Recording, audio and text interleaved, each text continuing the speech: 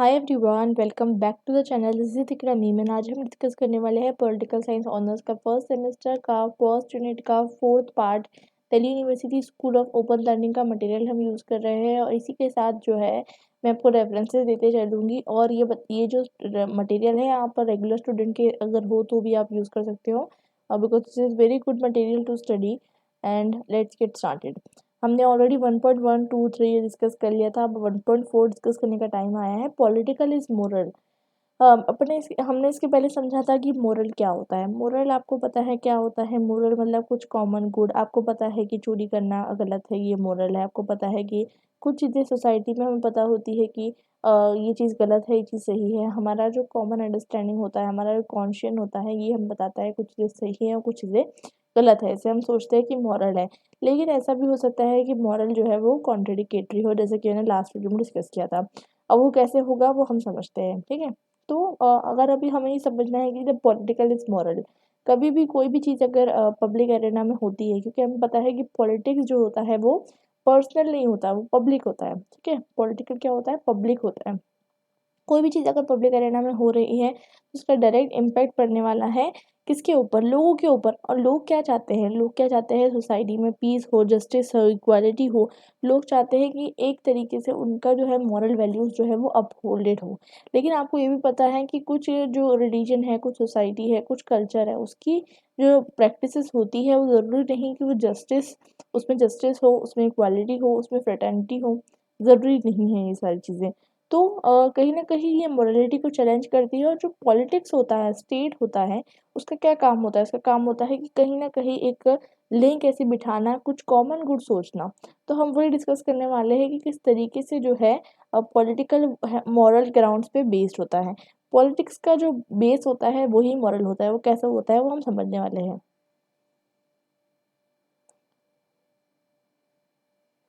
देखिए, पॉलिटिकल का जो बेस होता है, मॉरल कैसा होता है, ये समझते हैं। देखिए, अगर आपको कोई भी पॉलिटिकल पार्टी होती है, जब वो फॉर्म होने वाली रहती है या फिर जब वो इलेक्शन कंटेस्ट करती है, आपको क्या कहती है कि भई हम जो है क्या कहते हैं, इसके दाम कम कर देंगे, हम इन्फ्लेशन कम कर देंगे, हम ऐसा करेंगे, हम ऐसा करेंगे। बेसिकली कुछ मॉरलिटी के ग्राउंड पे हम क्राइम रेट कम कर देंगे, ये कर देंगे, वो कर देंगे, कुछ ना कुछ मॉरलिटी के बेस पे बात करती है। हम स्टेट पे क्यों भरोसा करते हैं? क्योंकि हमें पता है कि अगर हमारे साथ कुछ गलत होता है, अगर किसी के साथ भी कुछ भी गलत होता है, क्राइम होता है, तो हम किसको सीक करेंगे? हम स्टेट को सीक करेंगे, ठीक है? हम पुलिस जुडिशरी की मदद माँगेंगे। इसलिए हमने जो है स्टेट को बिठा के रखा है। जैसे कि कुछ लिबरल राइटर्स कहते हैं ना कि state is a necessary evil. तो हमने स्टेट को क्यों रखा है? ताकि वो हमारी मदद कर सके इन टाइम्स ऑफ आवर नीड। और हमारी जो इक्वालिटी, हमारी फ्रेटर्निटी को वो डिस्टर्ब ना करे, मतलब हमारी चीज़ों को डिस्टर्ब ना करे, बल्कि हमें जो है कॉम्प्लीमेंट करे। हम क्या चाहते हैं? ये चाहते हैं स्टेट से, ठीक है? अब इसके बारे में हम समझते हैं कि डिफरेंट जो लोग हैं, जैसे कि डिफरेंट है, लिबरल्स है, कंजर्वेटिव्स है, कम्युनिटेरियंस है, उनका क्या कहना है पॉलिटिकल के बारे में और मोरल के बारे में। देखिए कि political there are no political deliberation devoid of moral pretext. मैंने आपको क्या बताया अभी कि कोई भी आप सोचोगे कि ऐसा होगा कि कोई भी तरीके का मोरल वैल्यूज़ के बिना अगर आप सोचोगे कि अगर किसी भी तरीके से कोई पॉलिटिकल डेलिब्रेशन हो तो ऐसा हो ही नहीं सकता। जैसे कि आप समझो कोई लॉ बन रहा है किसी पर्टिकुलर कम्युनिटी के लिए, किसी भी चीज़ के लिए, वो क्यों बनता है? ताकि वो उसका भला हो सके। किसी का ऐसा तो कोई बोलता नहीं है कि भाई ये हम इसका बुरा करना चाहते हैं इसलिए हम ये कर रहे हैं। ऐसा नहीं होता है। किसी भी कम्युनिटी, किसी भी रिलीजन, किसी भी कास्ट, क्लास, कोई भी चीज़ के ऊपर आप भला चाहते हो तभी जो है आप रिफ़ॉर्म लाते हो, रिवॉल्यूशन करते हो। ये है कॉमन गुड का आइडिया, राइट? अब जो मोरल का यूज़ है, वो हम मॉरल सोशल वैल्यूज़ के साथ डिस्कस करते हैं और हम सोचते हैं कि जस्टिस एंड इक्वालिटी होना चाहिए। लेकिन जब ये जस्टिस और इक्वालिटी की बात आती है ना, तो ये बहुत ही डेंजरस बात है। क्योंकि ये जो बात है, ये हर सोसाइटी के अंदर फॉलो नहीं हो पाती। क्योंकि हर सोसाइटी के अंदर जो है अगर ये किसका कहना है, लिबरल थिंकर्स का, मैं आपको बताती हूँ। आगे हम समझते हैं कि अकॉर्डिंग टू क्योंकि पॉलिटिकल जो है वो पर्सनल नहीं है, पॉलिटिकल आपकी पर्सनल लाइफ से रिलेटेड नहीं है। पॉलिटिकल इज सोशल, मतलब पॉलिटिकल सोशल भी नहीं है, पॉलिटिकल सोसाइटी से रिलेटेड है, ठीक है। तो अकॉर्डिंग टू द लिबरल्स क्या कहते हैं, इस उनका पर्सपेक्टिव हम इस चीज़ में समझने वाले हैं। तो लिबरल्स के according understanding of political theory, the ambit of morality should not private the रियम of public and political. ठीक है। मतलब ये कि मतलब ये मॉरल्स के लिबरल्स के अकॉर्डिंग जो मतलब जो भी मॉरलिटी है वो क्या होना चाहिए, morality should be limited to the public and political, it should not be more than that. ठीक है। मॉरल डेलिब्रेशन जो है are more confined to the private realm. देखिए लिबरल्स का कहना क्या है कि भैया अगर आप है ना मॉरलिटी की बातें करने लग जाओगे प्राइवेट रियल में, ठीक है, मतलब आप सॉरी पब्लिक रियल में आप बात करने लग जाओगे तो इससे कल्चरल वार हो जाएगा। ऐसा क्यों होता है? तो बताते हैं कि पब्लिक एरेना तो किसके अंदर आता है, पब्लिक एरेना आता है स्टेट के अंदर। अब पब्लिक एरेना स्टेट के अंदर आता है और स्टेट के अंदर सब टाइप के लोग होते हैं, ठीक है। तो स्टेट को जो है हमेशा न्यूट्रल रहना चाहिए, मतलब स्टेट को जो है हमेशा न्यूट्रल रहना चाहिए, लोगों को जो करना है उनको करने देना चाहिए। मतलब ये कि लोगों के बीच में अगर आप इक्वालिटी की बात करोगे तो इससे कल्चरल वार हो सकता है। कोई भी कल्चर का पर्सन, एक कल्चर का पर्सन दूसरे कल्चरल पर्सन को अनइक्वल समझ सकता है, ठीक है। Endorsement of morality in the public forum is likely to be perceived as coercion and propagation of shared values। तो लिबरल्स का मानना ये है, सारे लिबरल्स नहीं, अकॉर्डिंग टू सम लिबरल्स इनका मानना ये है कि अगर आप मॉरलिटी की बात करोगे पब्लिक फोरम में तो ऐसा हो सकता है कि आप जो है फोर्स का यूज़ कर रहे हो और आप चाहते हो कि कोई पर्टिकुलर वैल्यूज़ को आप जो है प्रोपोगेट करो, क्योंकि मैंने कहा ना कॉमन गुड जो होता है वो एग्जिस्ट नहीं करता। मतलब ये है कि कुछ चीज़ें आप सोच सकते हो कि चलो ठीक है, हाँ ये चीज़ें सही है, लेकिन अगर आपके बहुत सारी चीज़ें जो है ऐसी होती है जो कुछ कम्युनिटी के लिए वो चीज़ सही है, कुछ कम्युनिटी के लिए वो चीज़ सही नहीं है। तो अगर आप मतलब कुछ लॉज बनाना चाहोगे और बोलोगे कि सबको ये फॉलो करना है तो लिबरल्स इस चीज़ के खिलाफ है, क्योंकि लिबरलिज्म का मतलब क्या होता है, लिबरलिज्म यही सोचते हैं वो लोग कि जो क्लासिकल लिबरल थे वो यही सोचते हैं कि जो हमारी लाइफ प्रॉपर्टी, हम फ्री है, we are born free, natural rights है हमारे और हम जिसको जो करना है वो कर सकता है, एब्सोल्यूट फ्रीडम पे वो बिलीव करते हैं। तो इसलिए वो ये नहीं सोचते कि भैया अगर आप मॉरलिटी को अगर आप लाओगे तो जो है क्या कहते हैं कहीं ना कहीं जो लोगों की जो एब्सोल्यूट फ्रीडम है उसके आइडिया को आप कहीं ना कहीं नुकसान पहुंचाने वाले हो। इसके बाद हम डिस्कस करने वाले हैं कि कुछ और लिबरल्स जो है उनका क्या कहना है वो भी हम डिस्कस कर लेते हैं। तो अब हम समझेंगे कि जो आइडिया है कि न्यूट्रलिटी का या फिर ऑटोनॉमी का वो लिबरल्स के अंदर जो है वो डिफर करता है कैसे। जैसे कि समझिए कुछ लोग सोचते हैं कि जो इंडिविजुअल वर्च्यूज़ होते हैं, इंडिविजुअल वर्च्यूज़ वर्च्यूज़ यानी क्रिटिकल थिंकिंग, वो जो है स्टेट से भी ज़्यादा ऊपर है। Upholds the merit of the state, ये क्या किसका कहना है, गटमैन 1987। तो कुछ सेक्शन ऑफ लिबरल्स ऐसा मानते हैं कि जो क्रिटिकल थिंकिंग है वो मेरिट ऑफ द स्टेट को अपहोल्ड करता है, ठीक है। और कुछ लिबरल्स ऐसा कहते हैं कि ईसाई या बर्डिड को फॉलो करते हैं और वो ये कहते हैं कि कुछ सेट ऑफ वैल्यूज़ जो होती है अगर आप उसको डिस्कस करो डेलिब्रेट करो लोगों के साथ और उसमें कॉमन एक अंडरलाइंग आइडिया बना लो और उसको फिर प्रोफेस करो प्रोपोगेट करो तो उसमें कोई प्रॉब्लम नहीं है। जैसे कि स्टीलिंग, चोरी करना, रेप एंड मर्डर, ये सबको पता है कोई भी सोसाइटी के अंदर ये सही नहीं हो सकता इन द वर्ल्ड। आप कोई सोसाइटी में ले लो, हाँ रेप मर्डर स्टीलिंग, आपको कहीं भी वो चीज़ सही नहीं मिलेगी, राइट। तो ये कुछ तरीके का ऐसी चीज़ें होती हैं कि आप सोचोगे कि हाँ भैया ये सारी चीज़ें जो है ये बिल्कुल भी सही नहीं हो सकती, लेकिन उसमें भी फिर एक प्रॉब्लम है, क्या है वो डिस्कस करते हैं। लेकिन क्या होता है कि कुछ जैसे कि समझ लीजिए आपने समझ जिया और आपने आपने और आपकी सोसाइटी ने ये मान लिया कि स्टीलिंग रेप और मर्डर इसके लिए जो सज़ा दी जाए, लेकिन हर सोसाइटी के अंदर जो है इसकी जो पनिशमेंट रहेगी उसके लिए डिस्क्रिपेंसी ज़रूर रहेगी। जैसे कि अगर आप अभी प्रेजेंट एग्जांपल ले लीजिए, सऊदी अरेबिया, यूएई वगैरह में जो मतलब अगर समझ लीजिए कैपिटल पनिशमेंट है, इंस्टेंट पनिशमेंट है, वही इंडिया में क्या है कि आपको जो पनिशमेंट है वो डिलेड है और पनिशमेंट जो है वो क्या है, कैपिटल पनिशमेंट अभी आपको जो है आया है।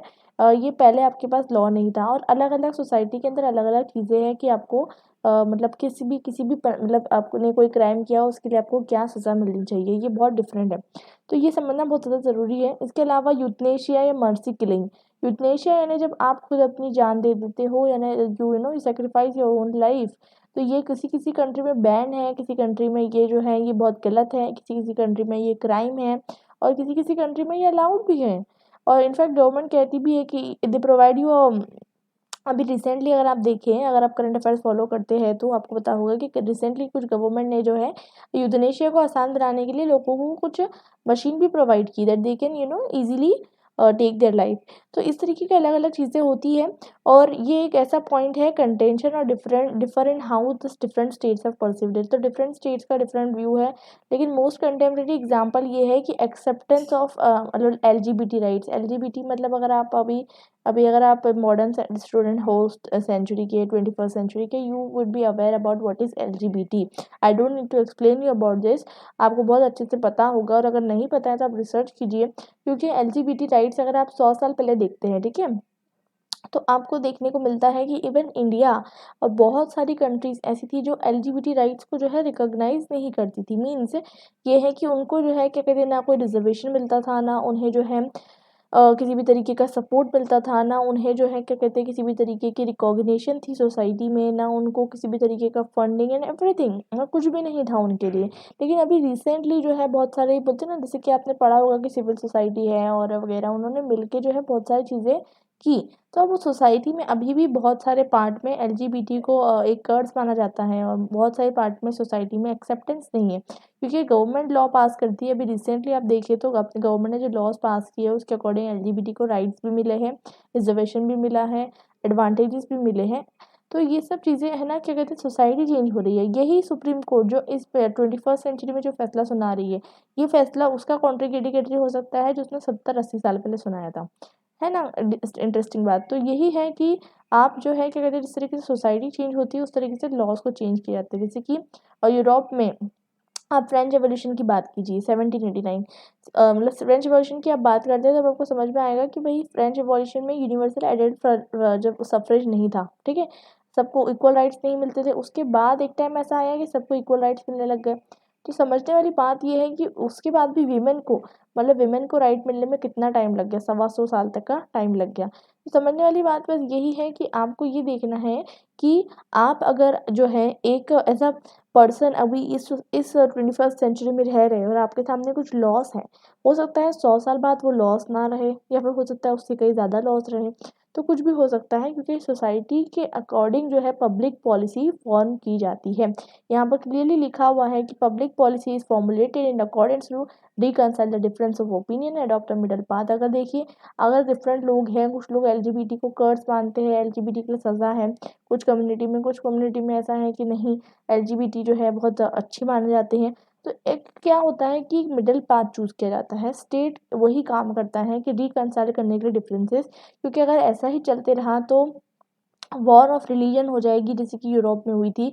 या फिर जो है क्या कहते हैं, कंट्री जो है वो इकोनॉमिक प्रोस्पेरिटी पे फोकस नहीं कर पाएगी अगर सोशल कल्चरल डिफरेंसेस को ही हम ज़्यादातर जो है फोकस पे रखेंगे। तो अब इसके बाद हम समझते हैं कि कम्युनिटेरियन का क्या पॉइंट ऑफ व्यू है। और अभी हमने किसका पॉइंट ऑफ व्यू समझा, हमने समझा लिबरल का पॉइंट ऑफ व्यू समझा। लिबरलिज्म के अंदर भी हमने दो पर्सपेक्टिव समझे, लिबरलिज्म के अंदर भी हमने दो पर्सपेक्टिव समझे। अब हम समझते हैं कम्युनिटेरियन। तो कम्युनिटेरियंस का पॉइंट ऑफ व्यू ये है कि पॉलिटिक्स के अंदर जो है आपको क्या करना चाहिए, आर्टिकुलेट करना चाहिए shared values and understanding of morality. मतलब आपकी क्या अंडरस्टैंडिंग है, चलो आपने कुछ लोगों को ले लिया, दूसरे इंसान की क्या अंडरस्टैंडिंग है, उस चीज़ों को डिस्कस करके एक शेयर्ड वैल्यूज और अंडरस्टैंडिंग फॉर्म करनी चाहिए। मतलब आपकी कुछ शेयर्ड वैल्यूज होना चाहिए। कम्युनिटेरियंस हमेशा सिर्फ कम्युनिटी पे फोकस करते हैं, ये बात रखिएगा, और लिबरल्स जो है वो हमेशा इंडिविजुअल पे फोकस करते हैं, ये बात याद रखिएगा। लिबरल्स क्या चाहते हैं, लिबरल्स चाहते हैं कि हर इंडिविजुअल को किसी भी तरीके का बाउंडेशन ना हो। किसी कम्युनिटी के अंदर से एक सोसाइटी है, उसके अंदर कुछ लोग जो है वो एलजीबीटी को फॉलो कर रहे हैं, कुछ लोग एलजीबीटी के अपोज हैं। लिबरल्स बोलेंगे भाई जिसको जो करना है करने दो, ठीक है, classic liberalism, absolute freedom, negative liberty. लेकिन कम्युनिटेरियंस क्या है कि कम्युनिटेरियंस सोचते हैं कि कुछ भी चीज़ अगर कम्युनिटी के लिए है तो वो पूरी तरीके से एक कम्युनिटी के लिए गुड होना चाहिए, और वही चीज़ है कम्युनिटेरियंस का point of view. Contemporary politics यानी आज के ज़माने में जो पॉलिटिक्स है, free and democracy society rest on the pillar of demand aggregation and articulation. आज का अगर हम देखें तो आज की जो सोसाइटीज बेस्ड है वो किस पे बेस्ड है, ये कम्युनिटेरियंस पे बेस्ड है। Absence of broad consensus and common ground of values, beliefs, and demand lead to turmoil discussed as visible between Jewish and Arabic citizens of Israel। तो हमें हमेशा क्या करना चाहिए कि दो टाइप के सिटीजन अगर आपके पास रह रहे हैं और दोनों के आइडियाज बिल्कुल कॉन्ट्रेडिकेट रही है, ठीक है, आप इंडिया में ले लो, आप इज़राइल में ले लो, आप कोई भी कंट्री में ले लो, लेकिन किस तरीके से उसकी गवर्नमेंट उससे डील करती है ये बहुत इंपॉर्टेंट है कि उसकी कंट्री के लोग उसके आस मतलब साथ में किस तरीके से रह पाएंगे।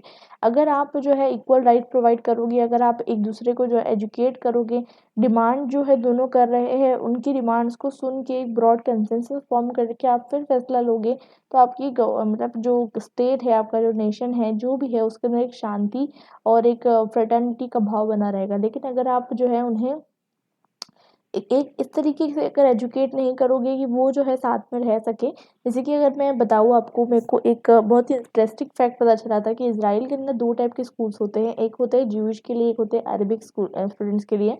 अलग-अलग स्टूडेंट्स के लिए अलग-अलग स्कूल होते हैं। मतलब जो ज्यूइश को पढ़ाया जाता है वो अरबिक्स को नहीं पढ़ाया जाता, दोनों के लिए अलग स्कूल होते हैं। सो ये बहुत इंटरेस्टिंग फैक्ट है कि ज्यूस जो है वो अरबिक स्कूल में नहीं जा सकते, अरब्स जो है वो ज्यूस के स्कूल में नहीं जा सकते। तो therefore there are always a differences between them and they grew and they hate each other living in the same country. तो इस तरीके से जो है ये एग्जाम्पल दिया गया है।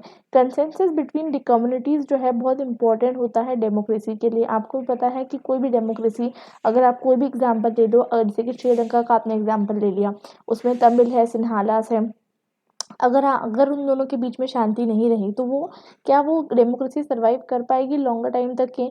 नहीं कर पाएगी। और ऐसा ही हुआ, ऐसे ही केसेस है वहाँ पर। डेमोक्रेसी आप बोल सकते हो कि चलो डेमोक्रेसी है, लेकिन डेमोक्रेसी के अंदर भी आप देख सकते हो कि किस तरीके की डेमोक्रेसीज डिफरेंट नेशंस में फॉलो होती है। अगर आप एक कंपैरेटिव स्टडी करते हो कि multi party democracy, single party democracy, dual party democracy, या फिर आप ये स्टडी करते हो कि जो डेमोक्रेसी है उसमें कितना ज़्यादा जो है लोगों को चॉइस मिली है, कितना वोटर टर्नआउट है, तो आपको समझ में आएगा कि किस तरीके से जो है स्टेट्स जो है जो डिस्क्रिमिनेशन करते हैं on the basis of religion, caste, creed, तो वहाँ की डेमोक्रेसी डेमोक्रेसी होने के बावजूद वो जो है स्टेट्स जो है वो बहुत ज़्यादा वीक होते हैं। ठीक है, अब हम समझते हैं कि reasons for conflict arise from difference in opinion and the lack of consensus in the governing the different group of citizen defined by the caste class. तो रीजन क्या होता है कि आप देखो, आप जो है मतलब आपको एक ऐसा टास्क दिया गया है कि आपको, जैसे कि 5 फिंगर्स होती है अपने हाथ की, उसी तरीके से 5 अलग अलग टाइप के लोग हैं। उन लोगों की बिलीव्स अलग है, रिलीजन अलग है, कास्ट अलग है, क्रीड अलग है, उसके बाद आपको लैंग्वेज अलग है, उनको आपको रूल करना है, कितना मुश्किल काम है। ठीक है, लॉ क्या होता है? लॉ हम कहते हैं इक्वल न्यूट्रल है, ठीक है, ये किसी को नहीं देखता, ठीक है। लेकिन और एक रहता है कंसाइंस ऑफ द स्टेट, जैसे कि हम हमारी ह्यूमन की कंसाइंस होती है, ठीक है, कॉन्शियन जिसे हम कहते हैं, ह्यूमन की कॉन्शियन होती है, वैसे ही स्टेट की भी कॉन्शियन होती है, वो उसके अकॉर्डिंग एक्ट करता है। ठीक है, लॉ कभी भी मॉरली न्यूट्रल नहीं हो सकता। लेकिन इसको जैसे आप कहोगे कि न्यूट्रल, देखो आप अगर आप ध्यान से सोचते हो, अगर आप एक थिंकर हो, तो आपको समझ में आएगा कि कहीं ना कहीं जो चीज़ न्यूट्रल होती है वो भी कहीं ना कहीं बायस्ड ही होती है। समझ में आ रहा है आपके मैं क्या कह रही हूँ, कि कहीं ना कहीं जो न्यूट्रलिटी है वो भी किसी तरीके से अनबायस्ड नहीं होती। तो वैसे ही लॉ जो है कभी भी मॉरली न्यूट्रल नहीं हो सकता, लेकिन वो अनबायस्ड होता है और वाइज भी होता है। मतलब समझिए ये बात कि लॉ जो है अपने आप को अमेंड भी करता है, लॉ अपने आप को सोसाइटी के अकॉर्डिंग चेंज करता है, लॉ जो है वो खुद में जो है न्यूट्रल रहने की कोशिश करता है, अनबायस्ड रहने की कोशिश करता है और मोरलिटी का साथ देता है। ठीक है, तो इस तरीके से हम समझेंगे कि किस तरीके से। हाँ, एक और भी होती है बहुत इंपॉर्टेंट चीज़ कि it does not have to impose the will of majority on the popular but uphold the prerogative for a just and equitable society.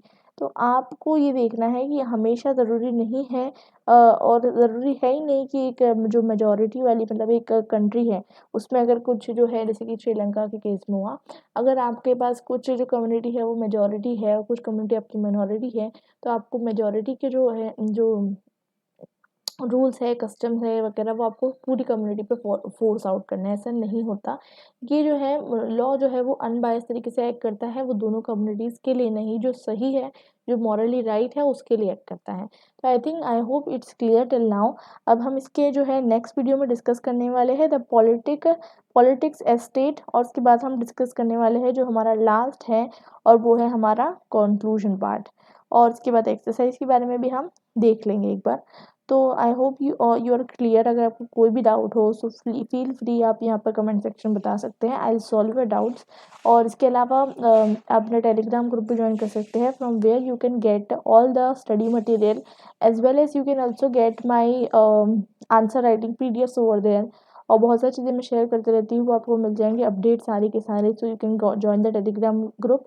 उसका डिस्क्रिप्शन आपको जो है मिल जाएगा मेरे चैनल डिस्क्रिप्शन में, वहाँ से आप एक्सेस कर सकते हैं। You can also follow me on Instagram, you can message me there personally so that I can solve your doubts, and feel free to contact.